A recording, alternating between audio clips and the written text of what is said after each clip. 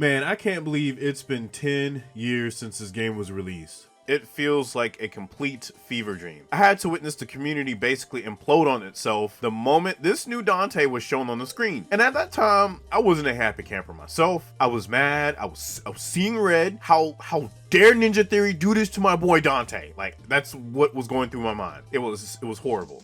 Then again, that was 10 years ago. I was a stupid person then, and I'm still stupid now, but just less stupid and more tolerant. Tolerant enough that I felt that it was necessary to look back over the DmC Reboot since I grabbed a copy of the definitive edition a while ago. And while this game isn't perfect, I can't deny that this game introduced a lot of people into the series. But the one thing that I have my attention focused on in this video is how DmC handles its combat. I already know about the story, don't get me started on the story, but I wanted to focus specifically on the combat. There are some ideas that I think that are really good and definitely deserve praise, but then there are other ideas that makes me believe that Ninja Theory wasn't really sure on what they were doing. But at the end of it all, we had a competent action game. So let's get into the discussion on why I think DmC's combat is sort of conflicting, but has enough depth to satisfy some of the veterans of the series. With the reboot essentially rebooting the series into something that newcomers could get into easier, they have made the decision to change up the gameplay to fit a wider audience.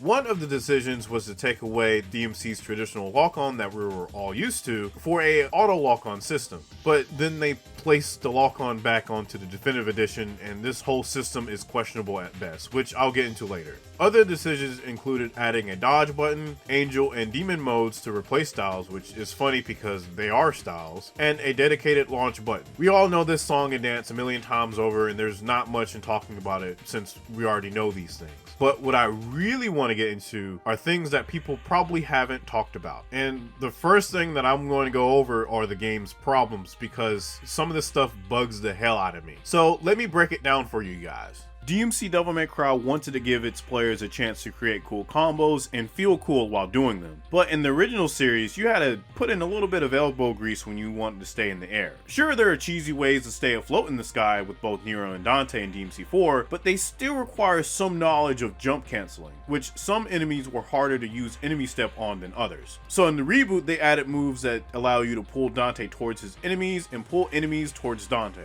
They also made it so that jump canceling keeps enemies in the air even without hitting the target, which makes it easier to do air combos. There are some moves that give Dante a lot of hang time in the air, which defies gravity itself since you're able to keep doing specific actions over and over and over again without dropping to the ground once. You even have moves that automatically home in on enemies like Caliber. If you use this in the air and the enemy's on the ground, Dante quite literally glues himself to the enemy that he's attacking. If both you and the enemy are in the air, this move will cause the demon that he's targeting to become fixed in a certain way. You have all of these tools to stay in the air, yet you have the most pathetic, wimpiest double jump that I have ever seen. I've seen guys who skip leg day who can jump higher than this at my local gym. And it's funny when you think about it too, like it's kind of staring at a reverse T-Rex. But you would think out of all things, they will give you a good double jump. So at least you can catch yourself if you miss a combo. I guess it's because of Angel and Demon Pull are supposed to fix these issues. Speaking of issues, let me bring up another problem that I have. There's this one very consistent problem that I have where for some reason I cannot charge my guns at all. I have not truly figured out why this happens, but I've tried my best to pinpoint the cause. There are some times where I would shoot his pistols or his shotgun and continue to hold down the button while attacking and nothing happens. Not a damn thing. And then there's times where I attack and I'll try to hold down the gun button after I'm attacking and then it works, but then it doesn't work. So I try to find out what specific timing I have to do, and I think I figured it out. If you charge your pistols or your shotgun in the middle of an attack animation, it will work. But if you try to charge your input for your guns and attack immediately after charging an input, it completely ignores it. As a Nero main who's put 1,000 hours into DmC 4 and at least 250 hours for DmC 5 Nero, I have never ever had a problem charging my blue rose. At all.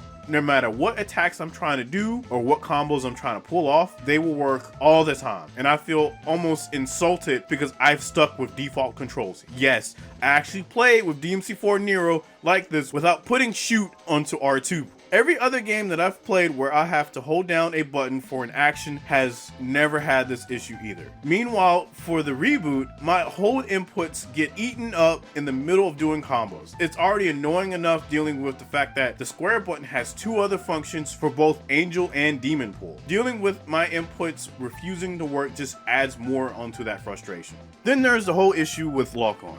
With the reboot leaving out lock-on in the beginning of its original release, people didn't like this, and with good reason. The lock-on system played a very integral part of your character's skills, allowing you to perform extra moves with this system. When it was brought back in the DE version, it served only as a functioning lock-on and nothing more. And the only moves that were sort of tied to it were your directional attacks. With the hours I put in the reboot in order to make this video, I would often find myself not using lock-on at all while playing the DE version unless I'm trying to aim for Pathos and Bathos enemies, which were always flying around, and I was always getting kind of annoyed because they would just shoot projectiles at you and you have to deal with them first before dealing with anything else. Also can't help but to feel air combos in this game feel just a little bit limited for Reboot Dante. In terms of moves, Dante in this game had a decent amount of aerial attacks and abilities, but in the air, he feels as stiff as a playing board, at least for me. In Devil May Cry 3,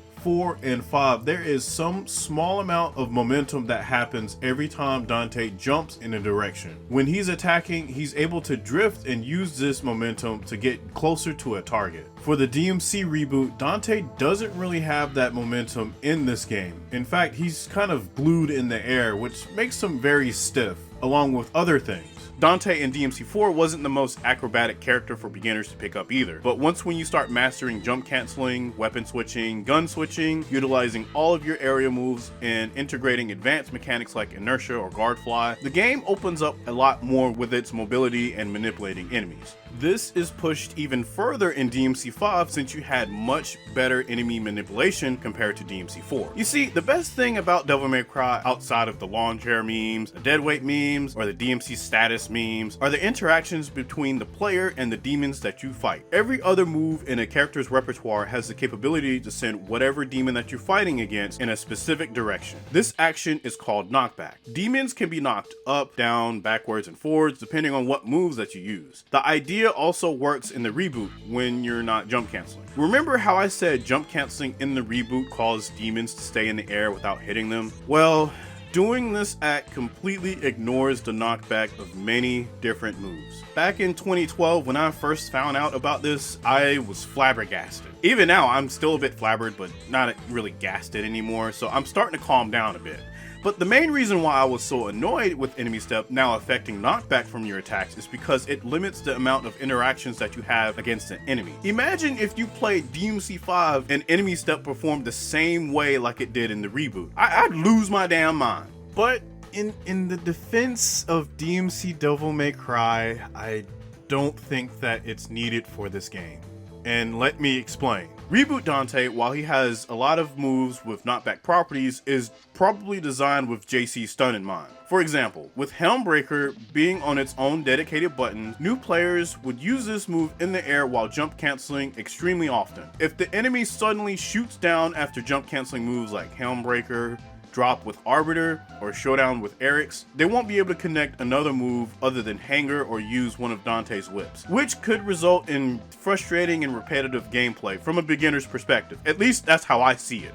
So what else do I have problems with? What other sins have this game done since it was released? Actually, yeah, I think that's about it.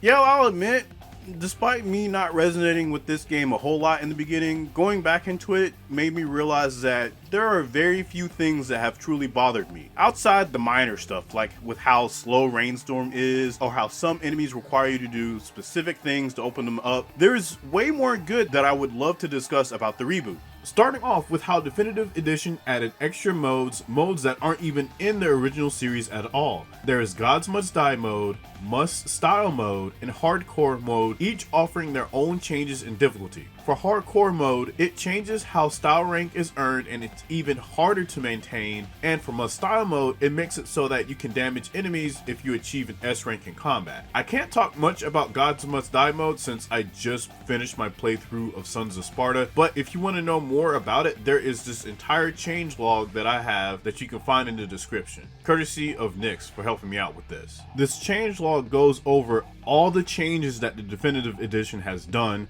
so it offers a lot of information.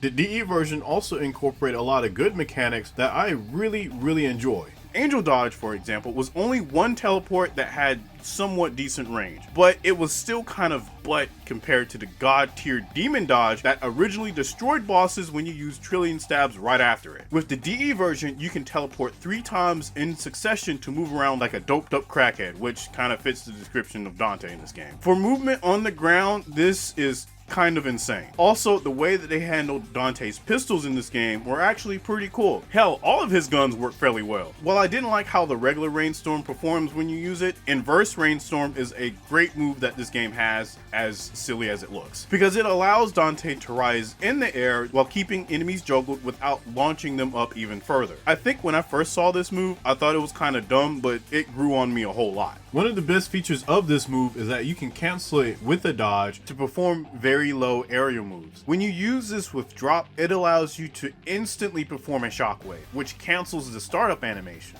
Then there's his shotgun Revenant and the dart gun Kablooey, which I don't understand why they named it this, but with his shotgun, since Ninja Theory wanted to make this game's aerial combat more accessible to newcomers, Revenant now pops enemies up, similar to how they did in DMC 1. With this gun, you can launch enemies in the air higher to set up for something else, and with Kablooey, it takes the concept of Lucifer and provides a more practical approach to it. So now you can detonate the darts that you put onto the enemy and cause them to be knocked back based on where their back is facing. I also want to talk about how Ninja Theory handled its guns for Dante's charge inputs. Yes, I know I trashed how the hold inputs work, but when they perform normally, they definitely work. Charging Dante's guns in the previous games only boosted their attack power, as far as I know, so they become more capable of flinching enemies or stunning enemies easier. But when you charge Dante's guns in the reboot, you have an ability called Ricochet.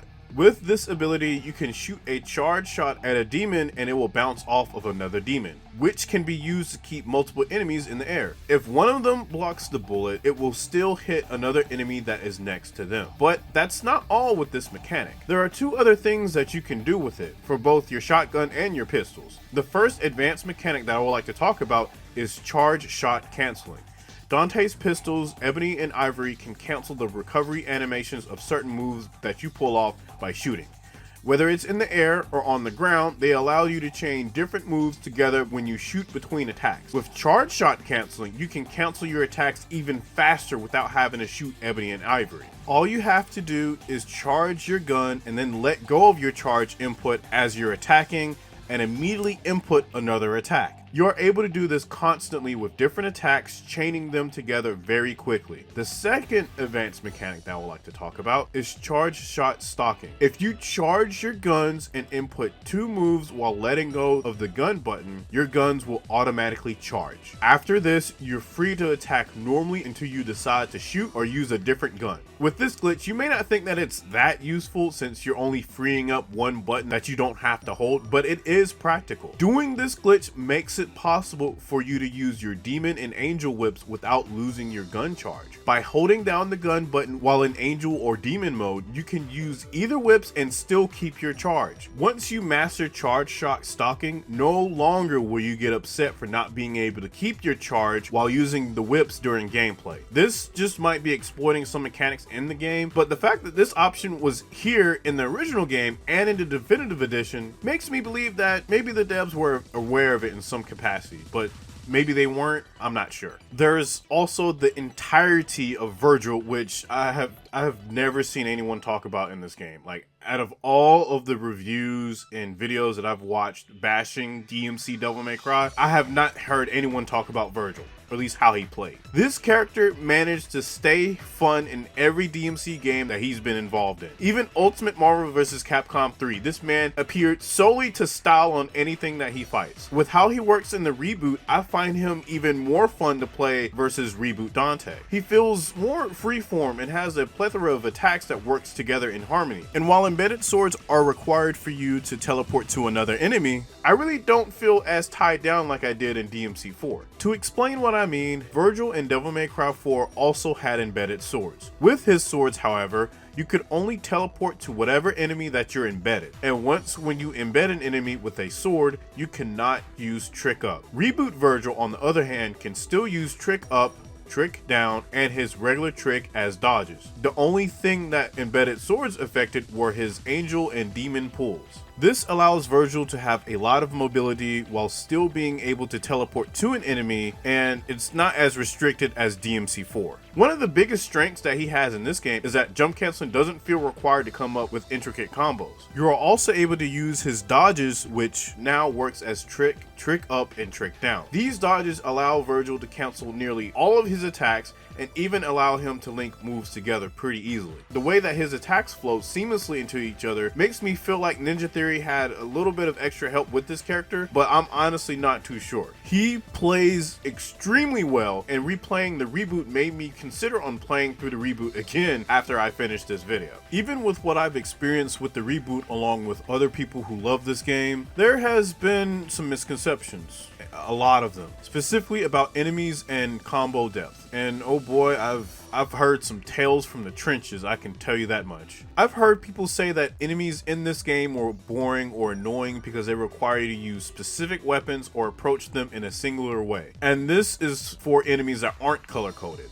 Like with tyrants, you have to solely rely on using Erics to stagger them, but you don't have to. Some of these arguments feel like they are from a perspective of a person who's only played through the campaign without really learning the game. And if you don't believe me, here's something that I found in a Reboot video made 7 months ago. Each and every one of them limits what weapons you need to use to win.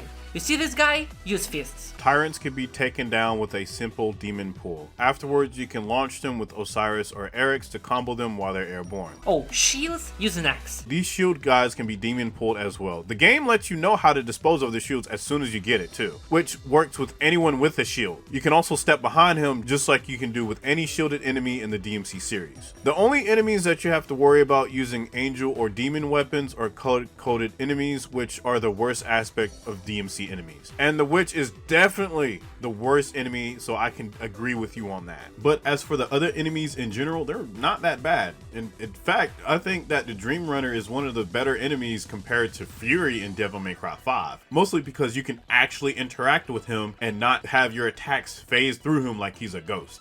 Even with the color-coded enemies in the Definitive Edition, they're a lot easier to manage. Maybe it's just me, but I don't really think it's a good idea to bash the vanilla version of the game. I get that it's also on PC, so it might be more accessible to people, but the Definitive Edition is on PS4 and Xbox One, so it's still pretty readily available for people to play on consoles. There are also these flying guys that are impossible to fight because they can just cast an AoE that you cannot cancel when they feel like that they took enough damage, and they can spam it too. Yeah, these flying enemies, yeah, they can be taken care of with Revenant. And if you use your guns in general, you can shoot their wings off and you have time to attack them without them bursting through your combos. Assuming that you've gotten through DMD, I am literally finishing up my Sons of Sparta playthrough with nearly 20 hours of playtime after not playing this game for nearly a year and a half. And even I figured this out. I'm not sure how you didn't figure this out on your own, but like, I don't know. But I want to talk about depth now. While honestly, I do believe that the Reboot feels like a step down from DmC 4 in terms of depth, that does not mean that this game has no depth. Even from the very early days of trying out the Reboot, I saw what was capable of this game and I was still surprised. However, if the depth of the past games were the Mariana Trench, the Reboot will be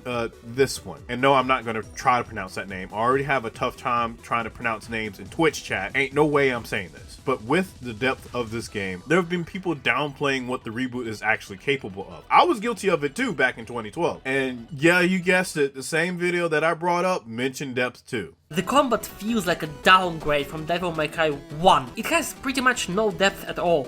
The combos are wacky and very satisfying at times, but the game suffers a lot from the enemy designs, which in a game like this is hugely important. Now, to be honest, I'm not sure if this video was made to be bait or satire, and I might make a full response to this video, but I'm not sure. But quite frankly, I'm a little tired of people claiming that the Reboot's combat is shallow or trash when I've seen and played much worse. This game does not hold a candle to games like Devil's Hunt in that regards. But as far as depth goes, depth is subjective based on the focus of the game, and what the DMC series tends to focus on is enemy manipulation within its combos. DMC never really focused on how enemies react to the player once when they're in a combo, since they'll be helpless. But there are some enemies that can break out of being juggled, but there is usually a way to either bypass it or follow up with another combo. There are only a few enemies in each series that will truly break out of being juggled regardless of what you do to them, like the Mephistos and Faust in DMC4 or the Judicas and Furies in DMC5. But when you actually start performing sick combos by experimenting with what you're given, you can see why these games are called deep. The Reboot has a lot to offer in that same area, so much so that there's players who played this game to this day performing some of the most spectacular combos I have ever seen.